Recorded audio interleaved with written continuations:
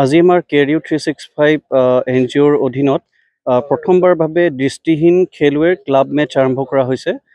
আৰু যদিও আজি বতৰটো খুব বেয়া আছিলে, তথাপিও আমাৰ খেলুৱৈসকলে আহিছে।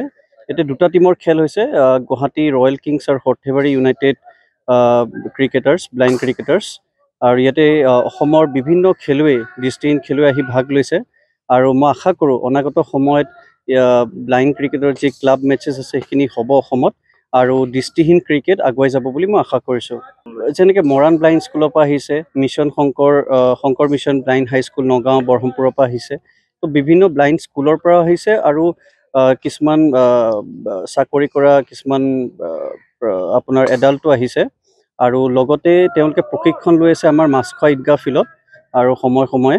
আৰু এই গোটেইখিনি ব্যৱস্থাপনা কেৰিউ 365 কৰিছে। আজি আমাৰ এতিয়া এখন খেল সমাপ্ত হ'ব লৈছে, আৰু এখন দ্বিতীয় খেল হ'ব, আৰু তাৰ পিছত আমি সমাপ্ত কৰিম। আজি যিহেতু বতৰটো অলপ বেয়া, সেইকাৰণে আজি সমাপ্ত কৰিম। আগন্তুক সময়ত আমি বিভিন্ন ডিষ্ট্ৰিক্টৰ লগত কথা পাতিছোঁ, যেনেকৈ ডিষ্ট্ৰিক্ট সমিতিবিলাকে পাতিব, আৰু এনেকৈ ক্লাব মেচেছবোৰ হ'ব। আৰু মই আশা কৰোঁ যাতে ৰাইজেও সঁহাৰি জনাই ইয়াত আগবাঢ়ি আহে, তেওঁলোকৰ দৃষ্টিহীন ক্ৰিকেটক প্ৰমোট কৰে যাতে। ইয়াতে 3টা কেটেগৰী থাকে, B1, B2, B3। B1 আৰু B2 প্ৰায় দেখা নাপায়, B1 সম্পূৰ্ণ দেখা নাপায়, আৰু B3 পাৰ্চিয়েলি ব্লাইণ্ড, ধৰক কাৰোবাৰ এটা চকু আছে বা তেনেকুৱা ধৰণৰ চাইটেডনেছ B3 থাকে।